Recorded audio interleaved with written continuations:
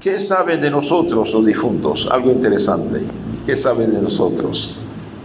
Salida viva de las angustias de la muerte, escribe el padre Montsabre, un gran predicador francés del siglo XIX.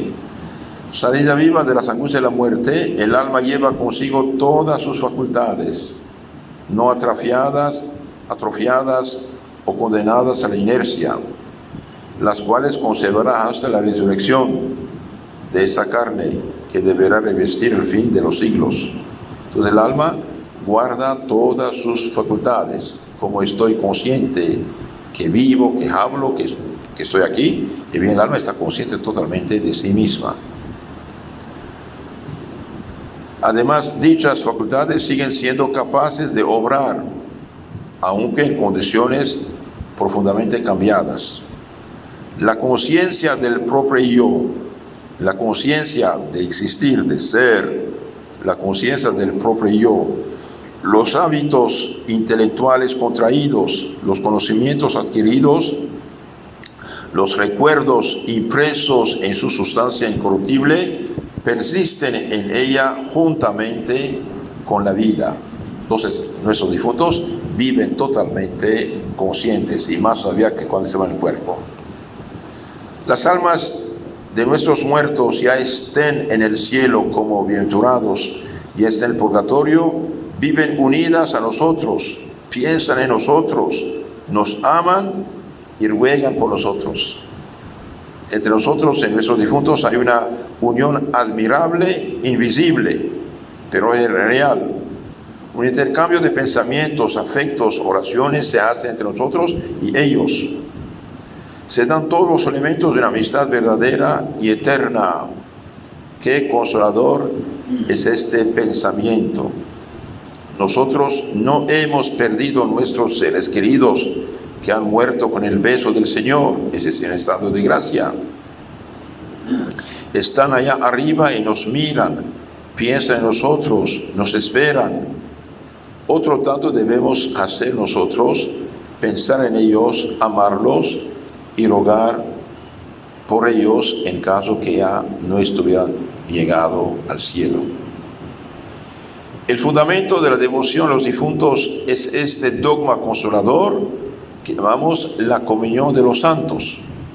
Los fieles cristianos de la tierra, del cielo y del purgatorio podemos apoyarnos, ayudarnos unos a otros. Eso se llama comunión de los santos. Y yo, por ejemplo, estando aquí, puedo rezar por mis amigos, familiares que están en otro continente, sin ningún problema. Entonces nosotros ayudamos a los difuntos nos ayudan, y los del cielo nos ayudan más todavía, porque ellos están ya en la gloria. Entonces el dogma de la comunión de los santos es importante. La Iglesia Universal Católica, ya sea en camino todavía en esta peregrinación terrestre, nosotros la Iglesia militante, ya sea que arda entre las llamas purificadoras del purgatorio, ya triunfe en los goces eternos del cielo, forma el cuerpo místico en el cual circula vivificadora la divina gracia de nuestro Señor Jesucristo. Entonces hay un contacto permanente en la iglesia, que está en tres partes: en la tierra, iglesia luchadora, militante; en el purgatorio, iglesia sufriente, purgante; y en el cielo, iglesia triunfante. Todos los fieles cristianos están unidos por la gracia, por el amor, por la fe de Cristo nuestro Señor. Esta vida no se extingue con la muerte, sino solamente con el pecado mortal que la seca en nosotros, haciéndonos sarmientos secos, separados de la vid que es Cristo. Entonces todos los fieles cristianos que viven en gracia de Dios, están en contacto, unidos unos a otros. Lo único que separa un alma del cuerpo místico de Cristo, del tronco que es Cristo, es el pecado mortal. De ahí la importancia de rezar por la conversión de los pobres pecadores. No hay mayor desgracia por un ser humano que el pecado mortal. Uno puede ser enfermo, puede ser pobre, puede ser, sea lo que sea su situación. Si vive en gracia de Dios, tiene todo, no le falta nada. tiene la puerta del cielo, de la dicha eterna abierta. Y si una persona es multimillonaria, posee todas las riquezas del mundo, si está en pecado mortal, está al borde del infierno, en cualquier momento puede caer. Entonces, lo único que seca el contacto entre las almas es el pecado mortal. Y por desgracia hoy quieren dar derecho al pecado mortal. Hasta en la misma iglesia. Obispos, cardenales, sacerdotes quieren bendecir hombre con hombre, burlándose de esas almas injustamente y falsificando el Evangelio. ¿No crees, hermanos? Nadie tiene el derecho de falsificar el Evangelio. Lo que siempre fue bueno quedará bueno, lo que siempre fue malo quedará malo, y nadie puede cambiar esto. Y no es porque estamos en el siglo XXI que ya el pecado deja de ser pecado. Y hago una paréntesis: todas las novedades actuales que nos presentan como logros, como conquistas, como progresos, bien, son viejas cosas paganas recalentadas con la caída actual de la fe católica en el mundo. Entonces, lo único que separa las almas de Cristo y del cielo es el pecado mortal. Por eso las almas de nuestros difuntos, muertos en la gracia de Dios, en santidad, son miembros vivos, unidos al cuerpo místico de Jesús. Llamamos cuerpo místico de Cristo todos los fieles cristianos del cielo, del purgatorio y de la tierra que viven en gracia de Dios. Esto se llama cuerpo místico, cuerpo espiritual. Cristo es la cabeza, nosotros somos el cuerpo. Ahora bien, así como en el cuerpo humano cada miembro no vive una vida separada, sino unida y ordenada al bien de todo el cuerpo, igualmente en el cuerpo místico de Jesús, todos los miembros, ya pertenezcan a los viadores de este exilio terrestre, a las almas purgantes o a los del cielo, deben ayudarse mutuamente, de modo que cooperen al bien común en Cristo nuestro Señor. Entonces, hermanos, aunque no tengan difuntos, recen por los difuntos. Recen por los difuntos. Leí en un libro, espero que lo tengan, este libro vale la pena, Explicaciones de la Santa Misa, del padre Martín de Cochen, de una muchacha que era servienta, pobre en una casa, trabajaba, perdió su trabajo, quedó enferma, y cuando terminó su enfermedad, salió, fue a misa, y vio un sacerdote que iba a celebrar misa, le preguntó, se acordó ella que hacía celebrar misas por difuntos, y en su enfermedad no pudo hacer esto. Entonces se acerca el padre, tiene intención, quiero que celebre una misa por los difuntos, aquí está mi limosna, dio los últimos centavos que tenía la pobrecita. Así escuchó misa, comulgó, rezó, ofreció su comunión por los difuntos y salió a la calle para buscar trabajo. No sabía dónde ir, y de repente un muchacho se acerca, dice, usted busca trabajo, vaya a tal casa, tal lugar, tal calle, busca una muchacha. Va a esa dirección, toca la puerta, una ancianita abre la puerta, señora, ¿usted busca una muchacha para trabajar? Y la otra quedó asombrada. La hizo entrar, la hizo sentar, dijo, pero ¿qué? Yo no dije a nadie que despedí hoy mi muchacha, ¿quién te dijo que buscaba una muchacha? Y le explicó que un joven le había parecido, que le dijo de ir a tal lugar, y explicando un poco, era el hijo de la mujer, un difunto. Y la mujer dijo, bien, eres mi hijo, hoy usted lo liberó del purgatorio por haber hecho esa misa, usted no será mi muchacha, será mi hija a partir de hoy, vivirás conmigo en mi propia casa. Hay muchos milagros de los difuntos, muchos milagros. De hecho, en Roma hay ¿cómo se llama? Museo de las almas del purgatorio. Cuando un alma aparece, con permiso de Dios, porque las almas no pueden hacer turismo según su gusto y capricho, ¿no? Sea del cielo, del purgatorio, del infierno, no pueden. Por permiso de Dios que hay apariciones reconocidas, y cuando un alma aparece con todo como era en la tierra, ¿no? Bajo su forma física, porque el alma es forma del cuerpo. Y bien, en Roma hay un museo del purgatorio. Un alma del purgatorio puso su mano sobre la puerta de madera y quedó quemada la puerta. Así muchos casos. Entonces sí debemos ayudar a nuestros difuntos. Y Cardinal Bachi sigue diciendo, recordemos que esto se nos hace imposible si caemos en pecado mortal, extinguimos en nosotros la vida divina, esa vida sobrenatural que circula en el cuerpo de Cristo. Cuando estamos en pecado mortal, nos separamos del cuerpo místico de Cristo. Nosotros tenemos la obligación de hacer sufragios por difuntos. Hacer sufragio por difuntos es ante todo un deber de naturaleza. Ellos son nuestros hermanos, padres, amigos. ¿Podemos ver acaso a uno que gime entre los dolores más atroces y no experimentar un sentimiento de misericordia, piedad hacia él? Y si tenemos el modo de ayudarlo, ¿no debemos hacerlo?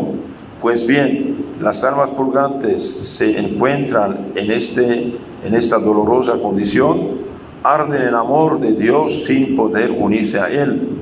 Nosotros tenemos el modo de poderles socorrer con nuestras oraciones, nuestras buenas obras. Además, es un deber de religión de ayudar a los difuntos, además de naturaleza. Esas almas han sido redimidas, al igual que nosotros, con la preciosa sangre de Jesús. Y el Señor nos dice que la misma medida que usemos con nosotros se empleará algún día con nosotros mismos. Algún día también nosotros nos encontraremos en el purgatorio y tendremos necesidad de sufragios. Si ahora los hacemos por los difuntos, algún día habrá quien lo haga por nosotros. Bienaventurados los misericordiosos, porque conseguirán misericordia. Cuando nos presentemos delante de su tribunal para dar cuenta de toda nuestra vida, Él tendrá por hecho a sí mismo lo que hayamos hecho por los pobres, hambrientos, desnudos, peregrinos. Y solamente si hemos sido misericordiosos con ellos, nos acogerá en el reino de los cielos. Por lo contrario, nos alejará de sí, malditos por siempre, si no hemos hecho obras de caridad, de misericordia. Ahora bien, las almas del purgatorio son más desgraciadas que los pobres, hambrientos, sedientos, desnudos y los peregrinos de este mundo. Estas están hambrientas y sedientas de Dios, están llenas de llagas, de manchas por los cicatrices del pecado cometido y languidecen lejos de la casa paterna que anhelan alcanzar con todo el ardor de su espíritu angustiado. Así que, hermanos, si vemos una persona que muere de hambre, de sed, bien, tenemos misericordia de ellas. Estas almas sí están llenas de llagas y manchas por los pecados cometidos y languidecen lejos de la casa paterna y anhelan alcanzar con todo el ardor de su corazón el cielo, y no pueden, debido que después de la muerte ya se acabó el tiempo meritorio, es decir, ya no pueden expiar sus pecados por sí mismos, necesitan de ayuda ajena. Y por último, es un deber, además de religión y naturaleza, de justicia. Algunas de esas almas son nuestros abuelos, nuestros padres, nuestros hermanos, hermanas, nuestros amigos, nuestros benefactores. Quizás se encuentran en aquel lago de dolor porque nos han amado demasiado, porque han querido acumular dinero para nosotros, porque han cedido a nuestros malos ejemplos. Y en estos casos nos debe mover no solo un motivo de caridad, sino una razón de justicia que nos obliga a ofrecer por ellos nuestros sufragios, nuestras almas, por sus almas. Termino con último consejo: ¿cómo ayudarlos? ¿Cómo ayudar? ¿Cómo hacer llegar nuestra ayuda a esas almas? Son muchas las maneras con las que podemos ofrecer sufragios por nuestros difuntos.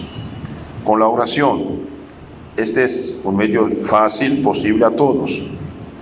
Rezando por nuestros muertos, nos sentimos unidos a ellos.